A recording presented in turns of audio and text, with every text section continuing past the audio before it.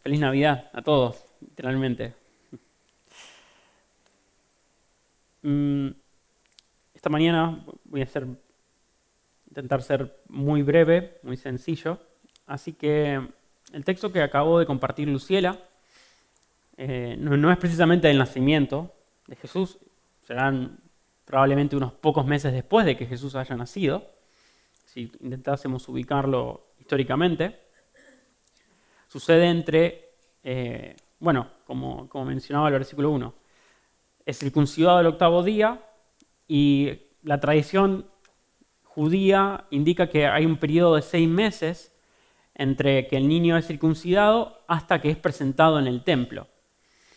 Y posterior a eso, Jesús va a viajar a Egipto con su familia. Esto sucede en este periodo, no sabemos exactamente cuándo, los evangelios no tienen el interés de ser sumamente precisos, pero bueno, lo tendremos que ubicar allí.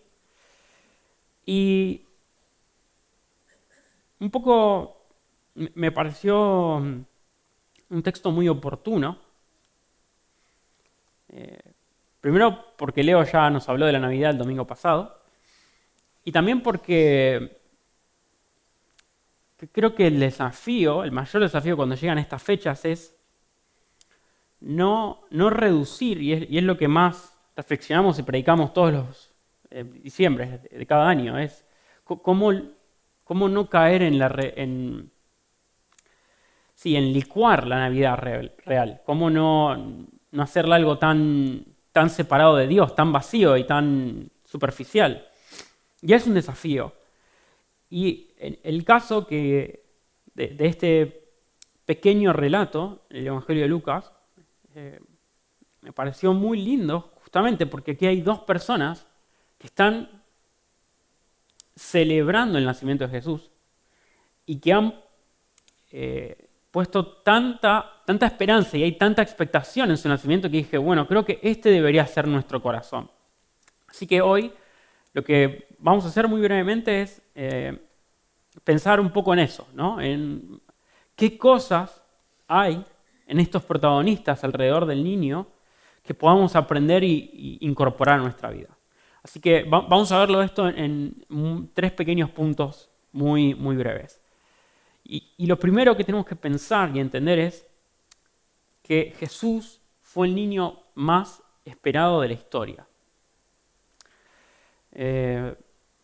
Pensemos en las diferencias que hay en un nacimiento corriente de cualquiera de nuestras familias y el nacimiento de Jesús. Por supuesto que la llegada de un niño a una familia genera mucha expectativa y es motivo de alegría y gozo. Y por supuesto también lo fue en el caso de María y José, pero claro, aquí las condiciones son totalmente distintas. Cuando una familia busca un niño o una niña, lo que está intentando es realizarse, es a expandir su familia, descubrir nuevas relaciones, descubrir una nueva o avanzar una etapa más de la vida, ¿no? Realizarse, básicamente. Pero a Jesús lo han esperado durante siglos personas que no eran directos a Él, pero que anhelaban justamente su llegada. No sé si recuerdan el domingo pasado, no sé exactamente qué nombre de clase son, no me acuerdo si en Argentina le decimos párvulos, pero los más grandes de la escuela dominical estuvieron aquí y estuvieron leyendo una enorme cantidad de versículos del Antiguo Testamento que anunciaban que un Salvador vendría al mundo. Desde Génesis 3, básicamente, hasta Miqueas, toda una enorme cantidad de versículos que anunciaban vendrá alguien que pondrá las cosas en orden. Vendrá uno que reinará y gobernará con justicia. Vendrá uno que su reino será eterno. Vendrá uno que traerá paz. Y esa no era la esperanza de una familia, era la esperanza de una nación y de toda la humanidad. Por eso cuando veíamos en el intro en la que compartió Leo, los pastores dicen, hemos esperado esto por mucho tiempo. Piensen esto, ubiquen a Israel, a veces es difícil porque lo vemos de una mirada muy, sí, muy moderna, pero piensen que Israel, nosotros hacemos así, pasamos la página y pasamos de Miqueas a Mateo. ¿Saben cuánto tiempo hubo en el medio entre Miqueas y Mateo? Perdón, Malaquías, tengo Miqueas. 400 años. 400 años de silencio. Y en el medio, invasiones, exilio, guerra. En el medio está Roma ocupando Israel, oprimiendo, asesinando, crucificando, alterando la paz de un pueblo.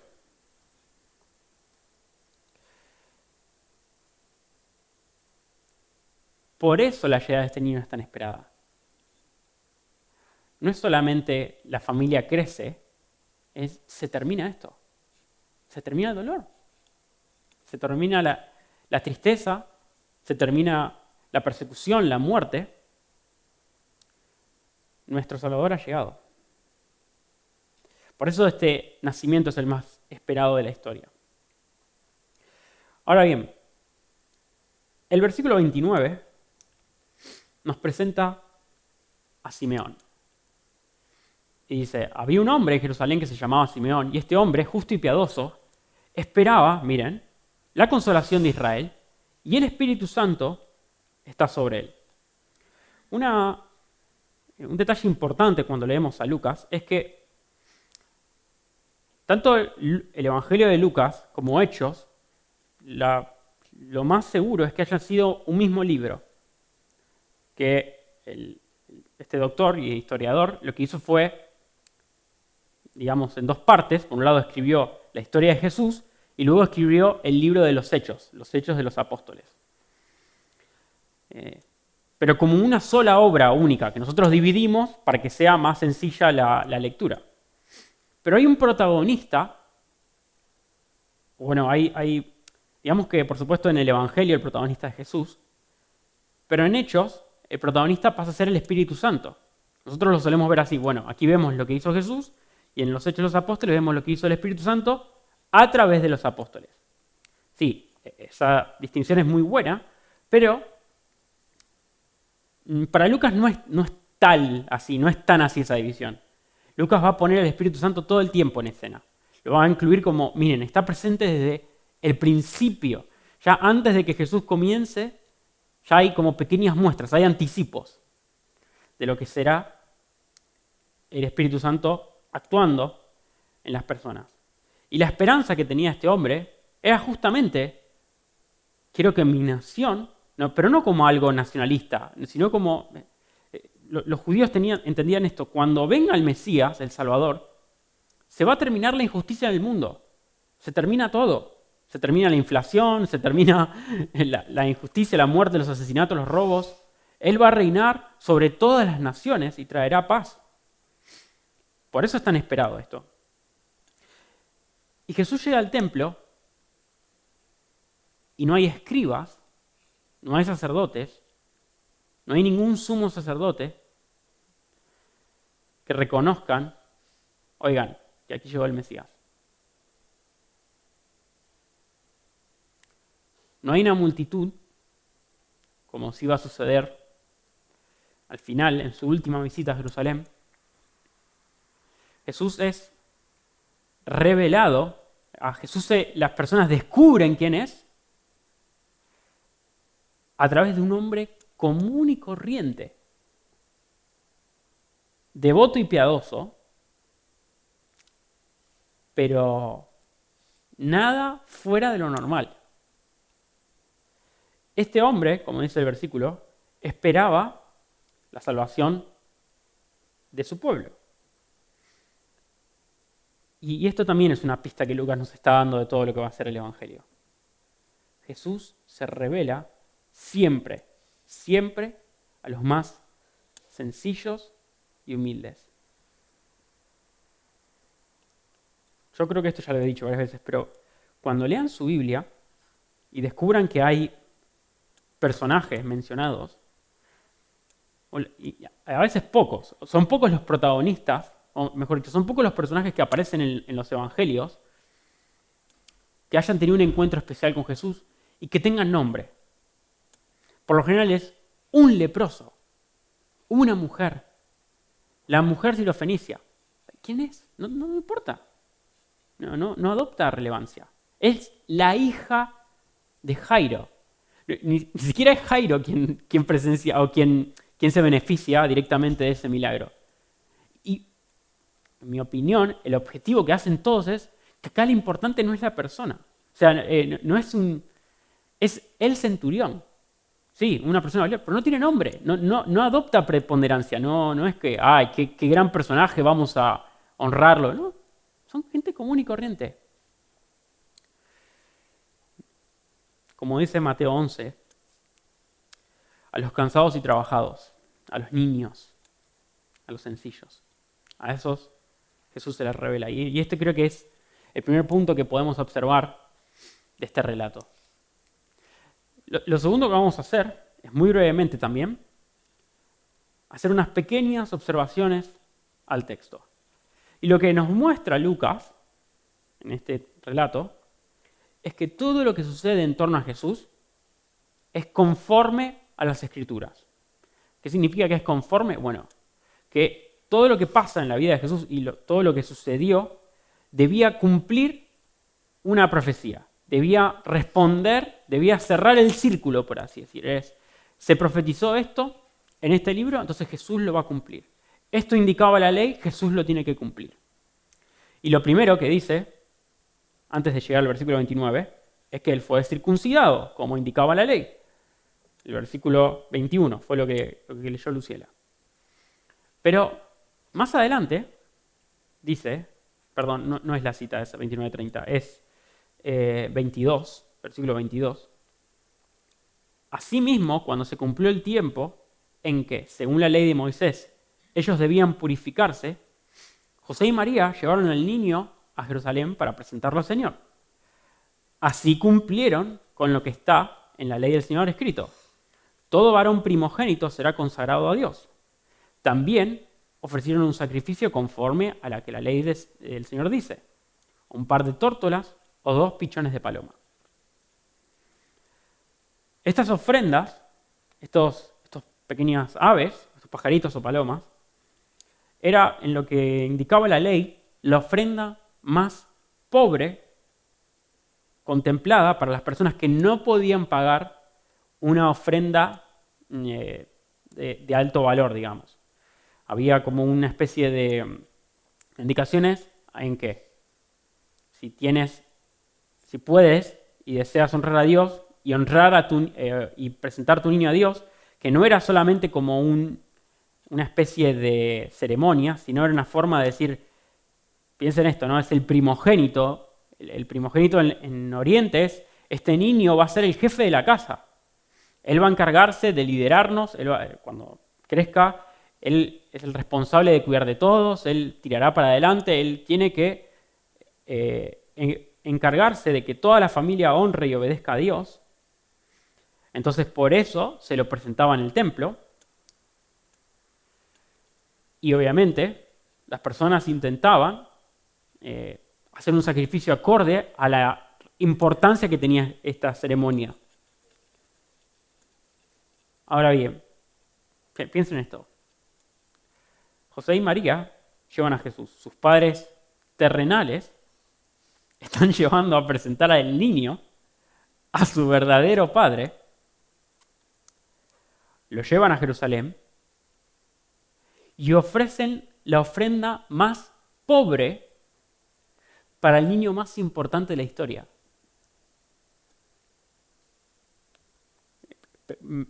Piensen en eso un minuto. O sea, no solamente nació en un pesebre, en un establo, no solamente José tuvo que hacer un espacio ahí, tuvo que limpiar para que el niño no nazca entre sitios sumamente sucio y con mal olor, sino que cuando es presentado llevan la ofrenda más insignificante. Consumado la ironía, ¿no? De que están presentando al hijo, al padre que lo envió. Es como, sí, es que Él va a volver a mí tarde o temprano. Pero miren esto. Y uno dice, si uno lo mira con un cierto escepticismo, diría, pero ¿por qué Dios permite esto? ¿Por qué este juego de Él va a presentarse a mí cuando yo lo envíe? Él va a ser ofrendado. ¿Por qué hacemos toda esta ceremonia? Si ya sabemos lo que va a ocurrir. Uno podría decir, bueno, pero una explicación bíblica un poco aburrida sería, bueno, porque tiene que cumplirse todo lo que está en la ley. Sí, es verdad, es cierto. Debía cumplirse. Y Jesús va a ser fiel a su propia ley. Pero creo que también hay algo especial en esto y es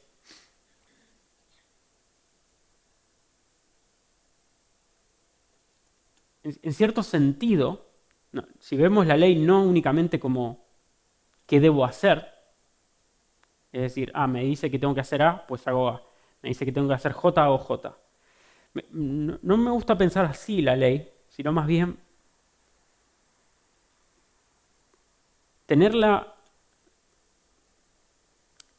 ver la belleza de Jesús en que no hay nada que quede fuera de su control. No hay nada que se le haya escapado. Podemos pensar, por ejemplo, cuando sabemos de que su justicia es nuestra justicia. Y si uno piensa a lo largo del día, digo, a ver, ¿en cuántas cosas no he actuado como Dios espera de mí? Pero piensas en Jesús ahora y dices, hasta fue presentado con la ofrenda que corresponde. Fue circuncidado. Guardó la ley en todo.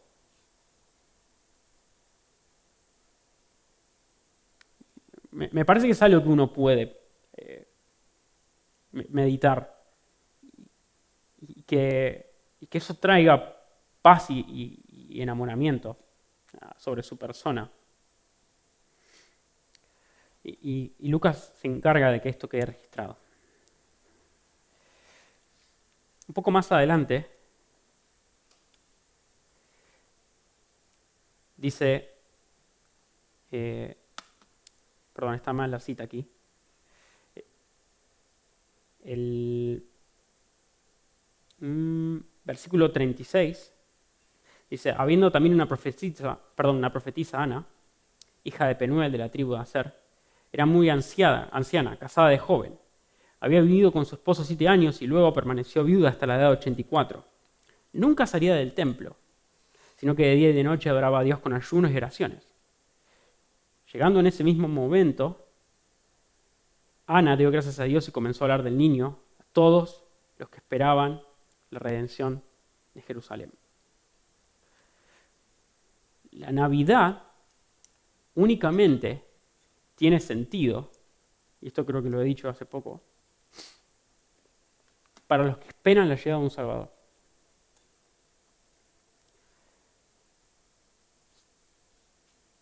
Si no hay en ti una necesidad de decir, necesito a Dios, da igual que celebres lo que celebres, da igual que consumas la literatura que consumas o que pases horas y horas con una moral buena. Si a tu corazón no le pesa, no hay un deseo de decir, estoy perdido y necesito a alguien que me rescate, poco valor tiene la Navidad. Poco valor. Por eso, piensen en lo que decía al comienzo, la llegada de Jesús fue el nacimiento más esperado. Y muchos vean en Jesús solamente un libertador político, solamente alguien que va a despojar a los romanos. Pero el ministerio de Jesús tiene mucho más valor que solamente una liberación terrenal o una paz terrenal. Y estas personas, conscientes de esto, comparten la alegría y la noticia. Ha nacido Salvador, está aquí en el templo. Acaba de ser presentado. Y hay todo un pueblo que espera esto. Es en esencia la misma actitud que muestra Simeón, que es, no quiero morir sin ver la salvación de Dios. O sea, mi vida no puede pasar sin contemplar tu salvación. No recuerdo exactamente el versículo del Salmo 119, pero dice, en resumen, lo que dice el salmista es, recuerden, el Salmo 119 es toda una poesía acerca de la belleza de la palabra de Dios.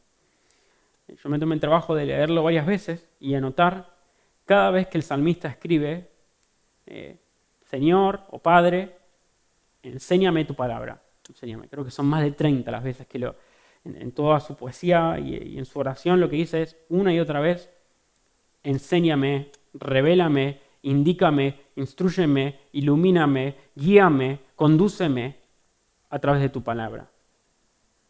Y uno de los versículos puntuales es, mis días son pocos en la tierra, no me dejes morir sin antes descubrir la belleza de tu palabra. Y en esencia es el mismo corazón, es decir,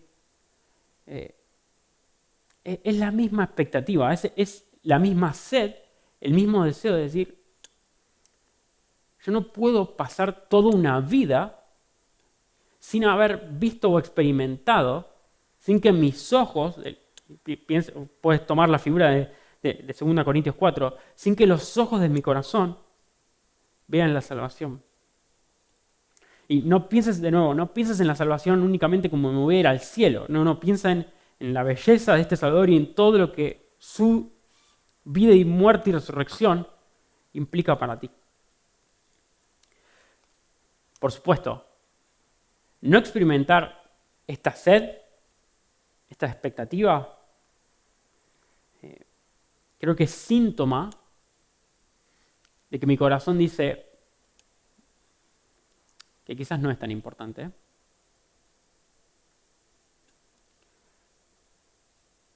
No sé si es la realidad de cada uno hoy aquí o los que mirarán el stream o el vídeo, da igual, pero para mí el desafío es este. Solo por pensarlo o bajarlo un poco a tierra. Por supuesto, ya está dicho hasta el hartazgo que el 25 de diciembre no es el día que nació Jesús. Vale, genial. Vamos a quitar esto de escena un minuto. Hay algunos que piensan, por ejemplo, que fue durante octubre y lo ubican en la fiesta de los tabernáculos. De hecho, la Biblia textual, Ani, dice eso. Si lo buscas ahí atrás, dice que nació en la fiesta de los tabernáculos. Vale, genial. Ya sea que lo festejes en octubre, o lo festejes en diciembre, o en cualquier otra fecha del año. ¿Te produce eso pensar en el nacimiento de Jesús? ¿Te produce el mismo gozo que a Simeón y a Ana? ¿O combatís o compite más la celebración de la fiesta en familia o la tensión que produce organizar una fiesta en familia? ¿O sigues siendo ocupado por pensamientos o inquietudes, ansiedades del trabajo, de la familia, de la economía o de lo que sea? Por eso digo, da igual la fecha en que lo ubiques. A mí lo que me interesa, o creo que el desafío es, pero a mí ¿qué me produce pensar en que Jesús vino al mundo? ¿Qué tipo de reacción crea en mi corazón? ¿Cuánto afecta esto a mi realidad y mi entorno? Creo que esa es la pregunta que deberíamos hacernos. Ya para terminar, justamente hablando de esto, me gustaría pensar en qué cosas y cómo podemos trabajar y qué pistas nos da este relato, nos ayuda a apropiarnos de del tesoro y la verdad de que Cristo haya venido al mundo y haya vivido la vida que vivió. Dios no solo se encarnó en Jesús para darse a conocer, sino que Dios comparte la alegría y su propia misión con nosotros, aún en nuestra debilidad y sencillez. Y eso tiene que ver mucho con lo que decía antes de ¿por qué Jesús tiene que cumplir la ley al pie de la letra? Y piensan en José y María. No sé cuán conscientes fueron ellos, pero decir, quizás José era un poco más terrenal, no lo sé, pero me imagino a José diciendo a María, pero tenemos que presentar a este niño que fue concebido por el Espíritu Santo en el templo. Es decir, como si el padre no lo supiese, ¿no? Y debemos llevar un sacrificio. Pero en parte Dios los está invitando a José y María, a dos personas comunes y corrientes, a participar no solo del nacimiento, de la crianza y a ser familia de Jesús. Los invita en su plan de redención de toda la humanidad. Es muy llamativo esto.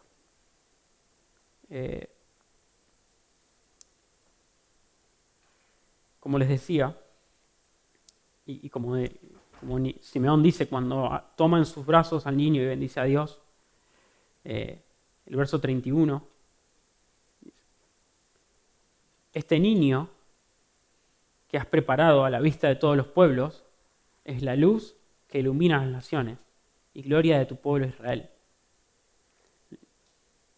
Y quizás Simeón es una de las primeras personas fuera de su seno materno de Jesús que es utilizado en la misión para anunciar la salvación. Y es un hombre sobre el cual habitaba el Espíritu Santo. Aquí hay ya, de nuevo, como les decía, un pequeño anticipo de lo que va a ser los evangelios y los hechos de los apóstoles y de la iglesia. Lo segundo que podemos pensar es esto. Es lo que dice el versículo 19, no lo hemos leído, capítulo 2, versículo 19, que en parte lo vimos en el video de la introducción. María, por su parte, guardaba todas estas cosas en su corazón y meditaba acerca de ellas.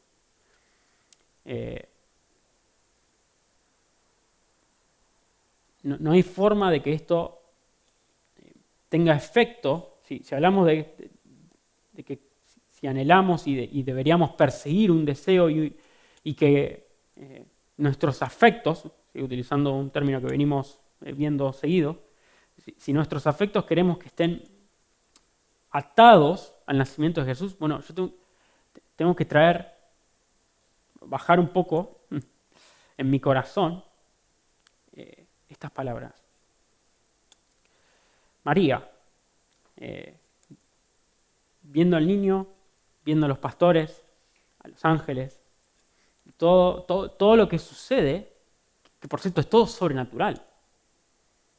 Acaba de parir, vienen los pastores, anuncian, hay ángeles en el cielo, pero ella medita esto en su corazón y lo que meditan son las palabras. Es muy lindo ver eso, muy linda figura de María y de un ejemplo a imitar. Lo segundo, bueno, en realidad tercero, sería justamente sembrar un corazón piadoso, es decir, un corazón que ama y valora la santidad. Ok, lo guardo, pero ¿qué implica guardar?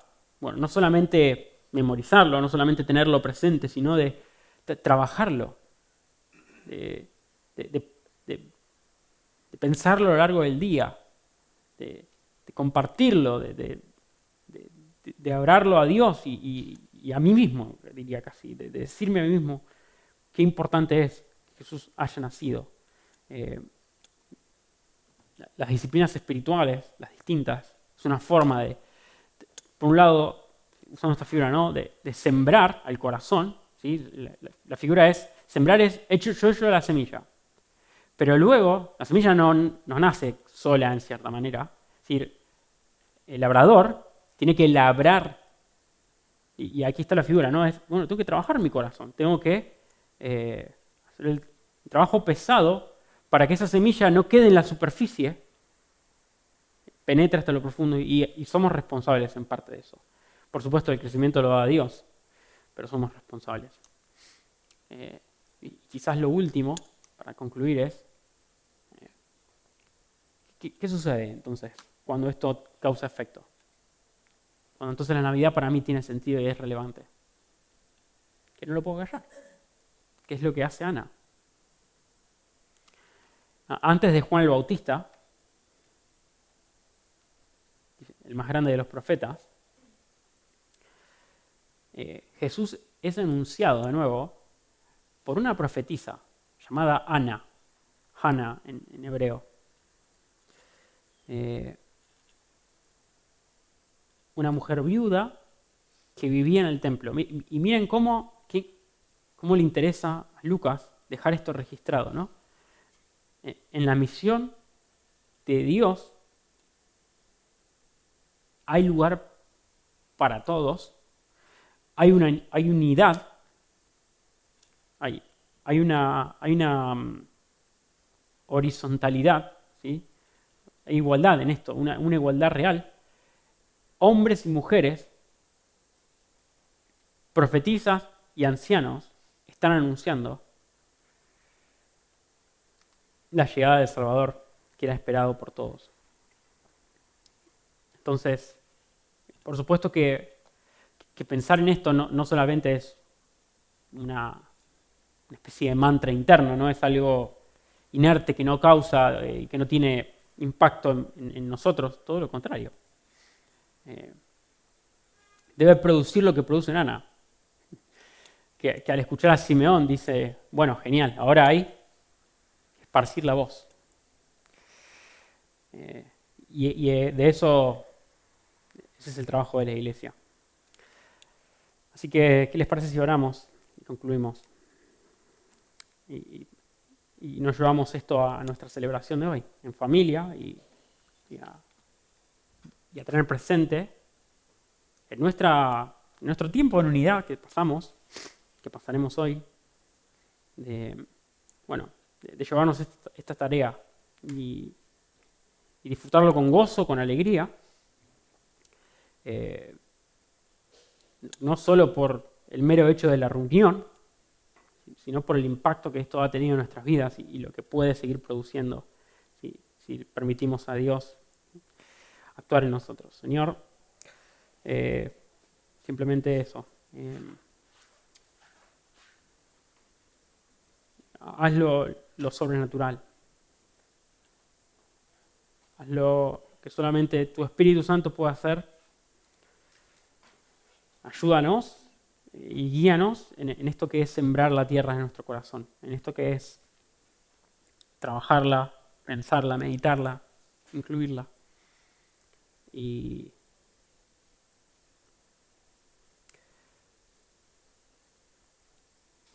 mueve nuestro corazón, Señor. Produce un efecto radical. Ocupa el tesoro de nuestro corazón, Señor. No tengas ningún problema en ocupar el protagonismo que mereces y ser el centro de nuestra festividad. En Jesús y por Jesús oramos esto. Amén.